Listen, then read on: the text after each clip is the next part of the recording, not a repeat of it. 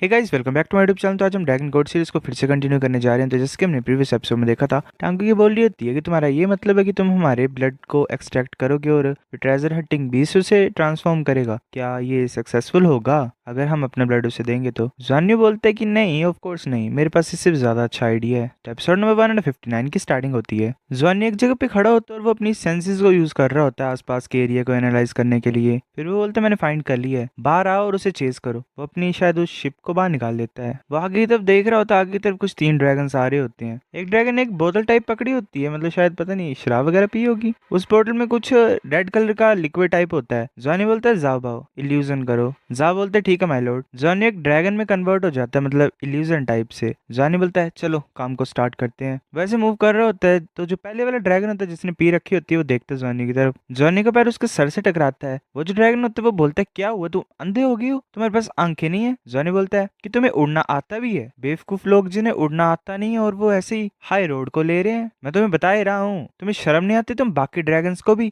ऐसे तंग कर रहे थे अपने साइज की वजह से। वो जो ड्रैगन होता है वो बोलता है मुझे लग रहा है कि तुम मेरे से फाइट करना चाहते हैं ना। मेरी मर्जी, मैं जिस मर्जी को मार सकता हूँ। मतलब जो पीछे 2 ड्रैगन होते हैं उनको इस साइड करके आगे आ गया होता है। जॉनी बोलता है मुझे कुछ भी फर्क नहीं पड़ता तुमसे। अगर ये बात नहीं होती कि फाइटिंग फॉरबिडन हाई रोड पे, तो मैंने तुम्हें खत्म कर दिया होता, मतलब पीट दिया होता। तुम बहुत बड़े बेवकूफ ड्रैगन हो। बाय। वहां से चल पड़ता है। दूसरा ड्रैगन होता है वो बोला तुमने क्या बोला मेरे बारे में? तुम बच्चे भागो मत, अगर तुम्हारे पास गट्स हैं तो आज मैं तुम्हें दिखाई दूंगा कि मैं कौन हूँ। जॉनी वहां से चल पड़ता है और बोलता है वाओ क्या ही लाउड टोन है तुम्हारी, मेरे पास टाइम नहीं तुमसे बकवास करने की। वो ड्रैगन फिर से गुस्सा हो जाता है और जॉनी के पीछे बड़ा होता है और बोलता है तुम क्या सोच रहे हो, तुम कहाँ जा रहे हो, मैं तुम्हें पकड़ लिया है। वो ऑलमोस्ट पहुंच गया होता है जॉनी के पास। वो ड्रैगन जॉनी को फॉलो कर रहा होता है, तभी एक स्पेयर टाइप आता है। वो ड्रैगन हैरान हो जाता है, वो स्पेयर उसके विंग के आर पार निकल जाता है। जॉनी ऐसे अपेयर हो जाता है, वो एक ड्रैगन के ऊपर होता है और उसने अपने हेवनली सैक्रेड स्प्लिटिंग एबिस हेल्ब्रेड को यूज किया होता है। ड्रैगन को ज्यादा डर रहा होता है। जॉनी एकदम से उसकी गर्दन को काट देता है। वो ड्रैगन नीचे गिरता है। जॉनी उसके पास पहुंच जाता है और बोलता है मैंकन जावा बाहर आ जाओ। जा बोलता है कि हाँ हम आ गए हैं। जॉनी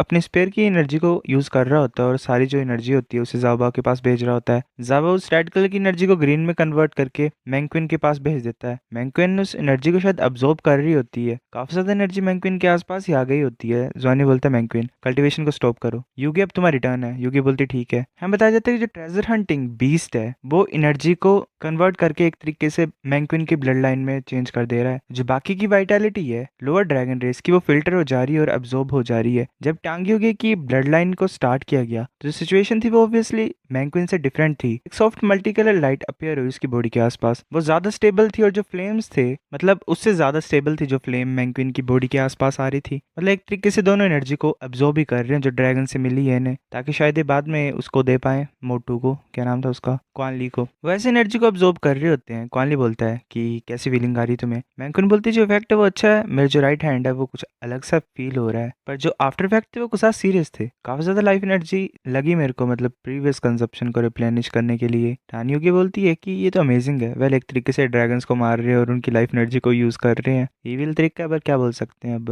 लांजानी बोलता है मैं तुम सभी को मतलब बाद में ओल्ड ट्री के पास भेज दूंगा। ओल्ड ट्री को पूछना फिर, ताकि फिर तुम किस तरीके से लाइफ एनर्जी को अट्रैक्ट कर पाओ जिससे तुम्हारी हेल्प हो कल्टीवेशन में। यही एक तरीका है जिससे तुम अपने एनिमी को वीक कर सकते हो और खुद भी स्ट्रॉन्ग बन सकते हो। युआनन बोलता है कि मैं भी नेक्स्ट टाइम ट्राई करूंगा ब्रदर जॉन्यू, हम दोबारा का मूव करेंगे। जॉनी बोलता है कि कोई जल्दी नहीं है, मतलब जरूरत नहीं जल्दी करने की, हम बस इस टाइम ट्राई कर रहे थे, हम रियली प्रिपेयर्ड तो नहीं है, इतना ज़्यादा आसान नहीं है एक सिंगल ड्रैगन क्रिएचर को गायब करना। मतलब एक को कर भी दें तो भी कुछ ज्यादा फर्क नहीं पड़ेगा, पर अगर एक से ज्यादा कम ही टाइम पे गायब हो जाएंगे तो काफी ज्यादा अटेंशन मिलेगा इसे। लॉन्गजिंग पक्का डेफिनेटली नोटिस कर लेगा अगर ज्यादा ड्रैगन्स गायब हो जाएंगे तो। क्लाउड पीक सिटी को cloud peak mountain range back करती है और काफी ज्यादा ड्रैगन क्रिएचर्स जो हैं वो प्रैक्टिस करते हैं एक तरीके से उड़ना और एरियल कॉम्बैट जो होता है, मतलब आसमान में फाइट करने की, उन्हें माउंटेन में ज्यादातर ट्रेन करते हैं वो अपने आप को। और अगर बाकी ड्रैगन्स की बात करें, मतलब वो फाइंड ना करें, तो एक ड्रैगन गायब हो जाएगा उससे बाकी ज्यादा अटेंशन अट्रैक्ट नहीं होगा। फैटी तुम क्रेजी को कांटेक्ट करो, उसे बोलो पहले वापस आने के लिए। क्वानली बोलता ठीक है। फिर मैंने नेक्स्ट दिन यूफैंग माउंटेन का सीन दिखाया था, वहाँ पे एक ड्रैगन उड़ रहा होता है। जावा बोलता है कि मास्टर एक केव है लेफ्ट पीक पे, वहाँ पे पक्का ड्रैगन होगा अंदर। जॉनी बोलता है चलो चलते हैं। जावा बोल रहा होता है ये ड्रैगन तो कुछ ज्यादा स्ट्रॉन्ग लग रहा है, ध्यान से। जॉनी बोलता है कि चलो साथ में चलते हैं, हमें इसे हराना पड़ेगा। वो सब देख रहे होते हैं केव की तरफ और केव से फिर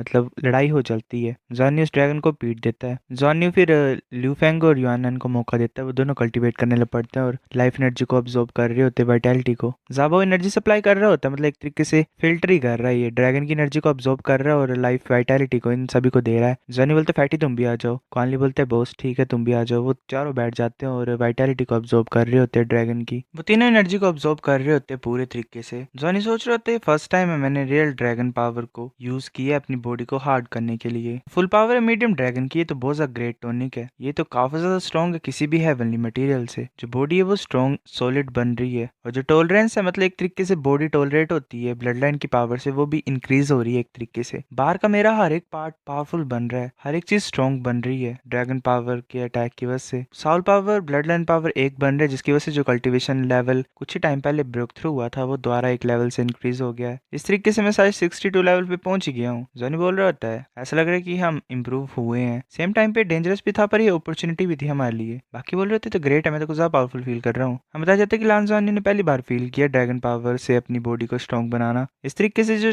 टीम स्ट्रेंथ थी वो काफी ज्यादा इंक्रीज हो गई थी, मतलब एक बहुत बड़े मार्जिन से जिसे बोलते हैं। फिर हमें जुजू का घर दिखाई देता है, 2 मंथ ऐसे पास हो जाते हैं। इस टाइम पे उन्होंने जरा भी हंटिंग नहीं की थी, वो बस कल्टीवेशन ही कर रहे थे, ऐसे ही दिन कल्टीवेशन में बीत रहा था। तभी जॉनी को कॉल आती है। जॉनी बोलता है हेलो ब्रदर, मैं क्या कर सकता हूँ तुम्हारे लिए। शायद यून लो होता है, वो बोलता है कि ब्लू मैं तुम्हारी ट्रेनिंग को डिस्टर्ब कर दिया, पर ड्रैगन राइजिंग कंपटीशन ज्यादा दूर नहीं है, मेरे फादर ने कुछ प्रिपेयर किया तुम्हारे लिए भी और जुजू के लिए भी, जो कि ड्रैगन राइजिंग कंपटीशन में कुछ ज्यादा हेल्पफुल होगा। क्या तुम आ सकते हो। जॉनी बोलता है ठीक है हम आ रहे हैं। जॉनी बोल रहा होता है फिर जुजू को कि कुछ अच्छा ही होगा जो हमें मिलने वाला है, चलो देखते हैं कि रॉयल फैमिली कितना ज्यादा इन्वेस्ट करना चाहती है हमारे ऊपर। जाते हैं और देखते हैं। वो पहुंच जाता है वहां पे, वो जो होता है तुमको ज्यादा हार्ड वर्क कर रहे हो है ना, मैं देख सकता हूँ तुम्हारी प्रोग्रेस को, तुम सच्ची मुच्ची अमेजिंग हो। जो ड्रैगन राइजिंग कंपटीशन है वो स्ट्रेंथ से ज्यादा है, मतलब एक चीज यही है कि तुम्हें अपने आप को प्रूव करना पड़ता है उसमें कि तुम ड्रैगन नाइट बनोगे या नहीं बनोगे, उससे तुम्हारे पास चांस ही मिलेगा एक तरीके से। फैमिली जरा भी एफर्ट्स नहीं छोड़ेगी तुम्हें सपोर्ट करने के लिए। इसी रीजन से जो क्लैन है उसने कुछ गिफ्ट्स तुम्हारे लिए प्रिपेयर किए हैं जिसे तुम ड्रैगन राइजिंग कंपटीशन में यूज करोगे। वो दो शायद आर्मर टाइप को देता है उन दोनों को, एक ब्लू कलर का होता है एक गोल्डन कलर का होता है। जिसको कुछ ज्यादा ही मतलब हैरानी से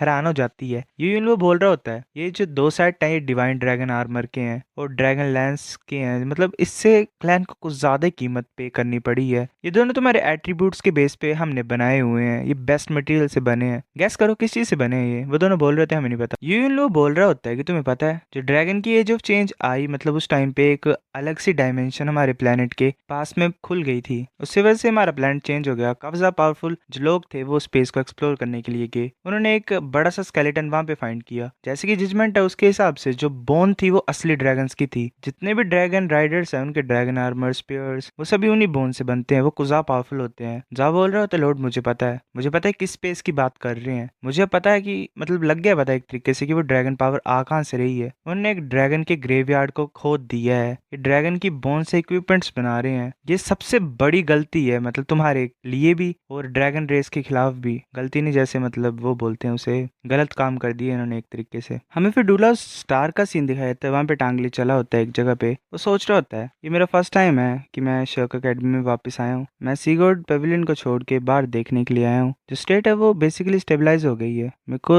1000 साल की परसेप्शन लग गई, मतलब एक तरीके से मेरे को अब अपॉर्चुनिटी मिली है ब्रेक थ्रू करने की। 17th सील की एनर्जी की वजह से मैंने ये स्टेप ली है, पर अभी मैं काफी ज्यादा दूर हूँ 18th सील को वो करने के लिए, ब्रेक थ्रू करने के लिए। सिचुएशन को जज करके मेरे को ये पता लग रहा है, मतलब जो मैंने 17th सील को तोड़ा उससे मेरे को ये आइडिया मिला हुआ है कि अगर मैं जो लास्ट लेयर है सील की उसे तोड़ने की कोशिश करूंगा तो जो मेरी कॉन्शियसनेस है उसे गोल्डन ड्रैगन किंग खा जाएगा। अगर मैं कंप्लीटली उन थॉट्स को रिजोल्व करना चाहता हूँ जो कि गोल्डन ड्रैगन किंग की है मेरी बॉडी में, तो मेरे को गॉड का स्टेटस चाहिए। पर मैं कहाँ पे फाइंड कर सकता हूँ ऐसा प्लेस जो कि गॉड्स का है हमारे करंट प्लेनेट पे। मॉम डैड तुम कब वापस आओगे। वेल तुम्हें पता ही है टांगली के फादर मदर कौन है, टांग सान और वो। तभी हमें टांगली के साइड में घर का सीन दिखाया था, वहाँ पे वो होती है मतलब जॉनी की मदर, शायद जॉनी की मतलब उसकी तरफ देखती टांगली की तरफ, वो बोलती है यंग मास्टर ली। टांगली बोलता है हेलो मिस नानचैंग, हम पहले मिले थे ना, क्या मैं तुमसे बात कर सकता हूँ। नानचैंग बोलती है ऑफ कोर्स तुम आ सकते हो। वो चले होते हैं, वो बोलते हैं इस तरफ आओ। टांगली देखता है एक फोटो की तरफ, उस फोटो में जॉनी और उसकी पूरी फैमिली की फोटो होती है। टांगली उस फोटो को देख रहा होता है। सो गाइस एपिसोड नंबर 159 इतना था। अगर आपको वीडियो पसंद तो लाइक करनी, बेफिक लाइक कर दो, शेयर कर दो, साथ कमेंट करके बता अगर आपको वीडियो कैसे लगी। सब्सक्राइब करो, तब तक के लिए बाय बाय।